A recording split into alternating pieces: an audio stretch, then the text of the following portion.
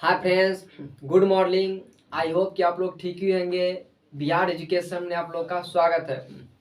हमने पॉलिटी का जो पढ़ाए थे आज भारतीय संविधान के भाग 3 और अनुच्छेद 21 से 26 तक के बारे में हम लोग चर्चा करेंगे। अगर आप लोग पीछे का वीडियो जाके नहीं देखे तो पीछे का वीडियो जाके देख लीजिए ताकि यह समझने आप लोग को आसानी हो। ठीक है फ्रेंड्स, इससे पहले आपको हम याद दिला दें कि भारतीय संविधान में कुल 22 भाग 395 अनुच्छेद और 12 अनुसूची है। ठीक है फ्रेंड्स, और हम लोग जैसे भारतीय संविधान के भाग 3 के बारे में चर्चा करेंगे जो मूल अधिकार से संबंधित है, जो मानव का मूल अधिकार है। ठीक है फ्रेंड्स, तो देखिए फ्रेंड्स, भारतीय संविधान का अनुच्छेद 21 कहता है कि प्राण एवं दैहिक स्वतंत्रता यानी कि निजता का अधिकार। देखिए फ्रेंड्स, भारतीय संविधान के अनुच्छेद 21 में कहा गया है कि प्राण एवं दैहिक स्वतंत्रता यानी कि निजता का अधिकार। भारतीय संविधान के अनुच्छेद 21 में कहा गया है कि कोई भी व्यक्ति किसी व्यक्ति का जान नहीं लेगा, कोई भी व्यक्ति आत्महत्या नहीं करेगा। निजता का अधिकार यानी कि खुद का अधिकार, कोई किसी को नहीं मारेगा, कोई किसी का जान नहीं लेगा, कोई व्यक्ति प्रदूषण नहीं फैलाएगा। ठीक है फ्रेंड्स, और निजता का अधिकार में आता है कि जैसे कि कोई किसी का मैसेज नहीं पढ़ सकता है, कोई किसी का कॉल रिकॉर्डिंग नहीं कर सकता, यानी कि कोई किसी के पर्सनल लाइफ में दखलंदाजी नहीं कर सकता। ठीक है फ्रेंड्स, तो जैसे कि प्रदूषण फैलाना भी एक आत्महत्या के कारण है। अगर कोई व्यक्ति प्रदूषण फैलाता है तो वह दूसरे व्यक्ति के आत्महत्या का कारण बन रहा है कहीं ना कहीं। ठीक है, तो प्रदूषण फैलाना भी एक कानूनी अपराध है और कोई भी व्यक्ति आत्महत्या नहीं करेगा, कोई किसी का हत्या भी नहीं करेगा। यह भारतीय संविधान के अनुच्छेद 21 में कहा गया।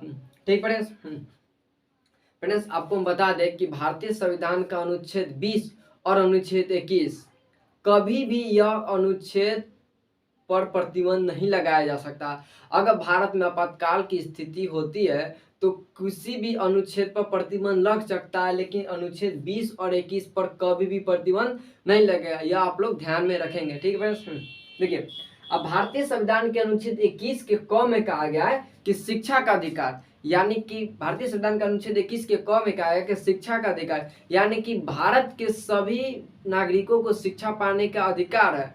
और संविधान कहता है कि राज्य सरकार 1 से लेकर के 14 वर्ष के बच्चों को शिक्षा दे, मुफ्त दे, यानी कि 1 से लेकर के 14 वर्ष के बच्चों को शिक्षा पाने का अधिकार है। ठीक है, और इसकी जिम्मेवारी राज्य सरकार की है कि वह यह व्यवस्था करे। ठीक है फ्रेंड्स, तो भारतीय संविधान का अनुच्छेद 21 में कहा गया है कि शिक्षा का अधिकार है, सभी व्यक्ति को शिक्षा पाने का अधिकार है। ठीक है, भारतीय संविधान का अनुच्छेद 22 में कहा गया गिरफ्तारी से संरक्षण, यानी कि किसी भी व्यक्ति को बिना मतलब के गिरफ्तार नहीं कर सकते। देखिए भारतीय संविधान के अनुच्छेद 22 में कहा गया कि गिरफ्तारी से संरक्षण, आप कोई भी व्यक्ति यानी कि कोई भी पुलिस किसी भी व्यक्ति को बिना मतलब के गिरफ्तार नहीं कर सकते। ठीक है, बिना मतलब के गिरफ्तार नहीं कर सकते जब तक कि वह कोई गलती नहीं किया हो या उसके खिलाफ उसके स्थानीय थाना क्षेत्र में अगर उसके खिलाफ कोई एफआईआर दर्ज न किया गया। ठीक है, तो किसी भी व्यक्ति को बिना मतलब के गिरफ्तार नहीं कर सकते। भारतीय संविधान के अनुच्छेद 22 में कहा गया अगर किसी व्यक्ति के खिलाफ अगर एफआईआर दर्ज है तो बिना एफआईआर दर्ज के आप गिरफ्तार नहीं कर सकते। ठीक है, यह भारतीय संविधान के अनुच्छेद 22 के क में कहा गया। अब 22 के ख में कहा गया है अगर वह व्यक्ति गिरफ्तार हो जाता है, अगर उसके विरुद्ध उसके खिलाफ एफआईआर दर्ज है, अगर उस व्यक्ति को गिरफ्तार कर लिया जाता है तो 24 घंटा के बाद जज और मजिस्ट्रेट के पास पेश करना है गिरफ्तारी व्यक्ति को। ठीक है फ्रेंड्स, और भारतीय संविधान के अनुच्छेद 22 के ग में कहा गया है कि पसंद का वकील, जो व्यक्ति को गिरफ्तार किया गया है वह व्यक्ति अपने पसंद का वकील रख सकता है। ठीक है, आई होप कि आप लोग को समझ आता होगा। अगर आप लोगों को कुछ समझ नहीं आता है, अगर कोई डाउट है तो आप मेरे कमेंट बॉक्स में कमेंट करके पूछ सकते हैं। ठीक है फ्रेंड्स, देखिए अब भारतीय संविधान के अनुच्छेद 23 में कहा गया है कि मानव तस्करी, दुर्व्यवहार, बाल श्रम, बेगारी, बंधुआ मजदूर, राष्ट्र, ये सब पर देखिए फ्रेंड्स आपको हम पहले बता देते कि यह मूल अधिकार से संबंधित है। ठीक है, भारतीय संविधान का भाग जो है 3 मूल अधिकार से संबंधित है, जिसमें अनुच्छेद ये 12 से लेकर के और 35 तक की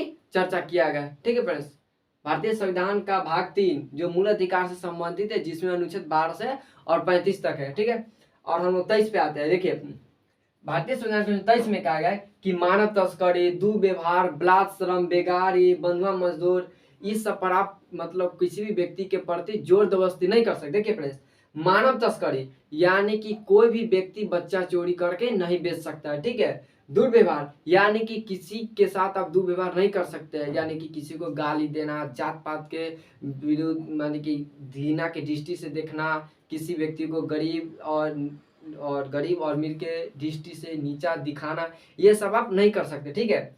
बलात्श्रम, ठीक है। बेगारी, बंधुआ मजदूर, बेगारी यानी कि आप बिना पैसे दिए हुए काम नहीं करा सकते, ठीक है फ्रेंड्स। बिना पैसे हुए दिए आप काम नहीं करा सकते। बंधुआ मजदूर, बंधुआ मजदूर क्या होता है, देखिए फ्रेंड्स, पहले क्या होता था जब हमारे देश में अंग्रेज थे या उससे भी पहले जो गरीब लोग थे या जो लोग कर्ज लेते थे साहूकार से, जमींदार से या किसी भी व्यक्ति से, तो वह व्यक्ति जो कर्ज लेते थे तो कर्ज का तो ब्याज देना पड़ता है, वर्तमान में 2%, 3%, 5%, 10% इस तरह से। तो पहले भी इस तरह कर्ज पर ब्याज दिया जाता था। तो गरीब लोग जो थे जो कर्ज लेते थे वो व्यक्ति क्या करते थे कि कर्ज तो ले लेते थे, लेकिन कर्ज के बदले जो ब्याज देना पड़ता था उस ब्याज के बदले वह ब्याज न दे करके उस ब्याज के बदले वह उसके घर पे काम करते थे। और वह कोई भी काम हो सकता है, जैसे कि उनके घर का साफ सफाई करना, उनके जो मवेशी थे यानी कि जानवर थे उनको देखभाल करना, चारा देना, यानी कि अनेकों प्रकार के काम थे। उस काम को वह करते थे और उस काम के बदले जो उस पैसा का जो ब्याज होता था वह ब्याज नहीं देना पड़ता था। और जब उसे पैसा हो जाएगा तो वह पैसा कुल जो है कि मूलधन जो लेते थे वो मूलधन दे देंगे और वहाँ से वह हट जाएंगे। उसके बाद उन्हें जैसे कि बंधुआ मजदूर नहीं करना पड़ेगा। इसी को कहते हैं बंधुआ मजदूर, जो ब्याज के बदले उनके घर पे काम करते हैं, जिसे हम एक कहते हैं कि उनका गुलामी करते हैं, ठीक है फ्रेंड्स। देखिए फ्रेंड्स, और भारतीय संविधान का अनुच्छेद 23 में भी कहा गया है कि राष्ट्रीय सेवा के लिए जैसे कि अगर बॉर्डर पर कोई युद्ध छिड़ गया या किसी भी कारणवश कहीं पे अगर व्यक्ति की आवश्यकता है तो राष्ट्रीय सेवा के लिए सरकार जो है कि बलात्श्रम और बेगारी पर विपरीत काम करता है। यानी कि बलात्श्रम यानी कि बिना जबरदस्ती काम करा सकते हैं। बलात्श्रम जैसे कि आदर मानव से आप जबरदस्ती काम नहीं करा सकते, लेकिन राष्ट्रीय सेवा के लिए सरकार आपसे जबरदस्ती काम करा सकती है और बिना पैसे दिए हुए भी काम करा सकती है सरकार। अब जरूरत पड़ेगी तब, और बाद में आपको हो सकता है तो पैसा दिया जा सकता है। लेकिन बेगारी और बंधुआ मजदूर यानी कि सरकार राष्ट्रीय सेवा के लिए सरकार आपसे जबरदस्ती काम करा सकती है, ठीक है। भारतीय संविधान के अनुच्छेद 24 में कहा गया बाल श्रम नियोजन। भारतीय संविधान के अनुच्छेद 24 में कहा गया बाल श्रम नियोजन। इसमें क्या कहा गया कि 14 वर्ष से कम उम्र के बच्चों से आप खतरनाक काम नहीं करा सकते, ठीक है। भारतीय संविधान के अनुच्छेद 24 में क्या है बाल श्रम नियोजन, यानी कि बालों के जो बच्चे हैं उनके प्रति सहानुभूति रखना। यानी कि 14 वर्ष से कम उम्र के बच्चों से आप खतरनाक काम नहीं करा सकते। लेकिन वर्तमान में देखा जाए तो हमारे समाज में यह एक प्रकार का जैसे कि हमारे समाज में 20% से अधिक ऐसे बच्चे हैं जो इस तरह के क्षेत्र में झुकाव बने हुए हैं। और उन लोग जैसे कि कोई भी काम, जैसे कि होटल में काम करना, अभी पटाखे कारखाने में देखिए कि बहुत ज़्यादा संख्या में बच्चे ही है जो काम करते हैं, या बहुत सारा ऐसे कंस्ट्रक्शन और ये फैक्ट्री वगैरह है जिसमें बच्चे लोग काम करते हैं। और ये है इस पर जो है सरकार को विशेष ध्यान देना चाहिए कि बच्चे शिक्षित हो और 14 वर्ष से कम उम्र के बच्चों के जैसे काम न करें, ठीक है फ्रेंड्स। 14 वर्ष से कम उम्र के बच्चों को खतरनाक काम नहीं करा सकते, भारतीय संविधान के अनुच्छेद 24 में कहा गया, ठीक है। भारतीय संविधान के अनुच्छेद 25 में कहा गया अंतःकरण की स्वतंत्रता। भारतीय संविधान के अनुच्छेद 25 में कहा गया अंतःकरण की स्वतंत्रता, यानी कि अंतःकरण की स्वतंत्रता यानी कि आप अपनी मन से, आप अपनी इच्छा अनुसार किसी भी धर्म का प्रचार प्रसार कर सकते हैं, किसी भी धर्म को आप अपना सकते हैं, इसकी स्वतंत्रता है। इस पर आपको कोई भी व्यक्ति नहीं रोकेगा, कोई भी व्यक्ति आपको नहीं टोकेगा, ठीक है फ्रेंड्स। आप किसी भी धर्म का प्रचार प्रसार कर सकते हैं। आप अगर हिंदू धर्म है, अगर आपको जैन धर्म, ईसाई, यहूदी या मुस्लिम धर्म कोई भी धर्म आपको अच्छा लगता है, या बौद्ध धर्म, जैन धर्म, कोई भी धर्म अगर आपको अच्छा लगता है तो उसका आप प्रचार प्रसार कर सकते हैं, या आप खुद वह धर्म अपना सकते हैं। इसकी स्वतंत्रता है आपको, ठीक है फ्रेंड्स, ठीक है, इसकी स्वतंत्रता है। भारतीय संविधान के अनुच्छेद 26 में कहा गया सामूहिक धार्मिक कार्य करने की स्वतंत्रता, ठीक है। सामूहिक धार्मिक कार्य करने की स्वतंत्रता, ये सब मूल अधिकार है, एक व्यक्ति का अपना मूल अधिकार है, यह कोई नहीं छीन सकता, ठीक है फ्रेंड्स। हम और आगे इसके बारे में चर्चा करेंगे तो आपको विस्तार रूप से समझ में आएगा। ये हमारा मूल अधिकार है, कोई इसके छीनने की अधिकार न कि सरकार का भी अधिकार नहीं है, ठीक है। और न सुप्रीम कोर्ट का अधिकार है।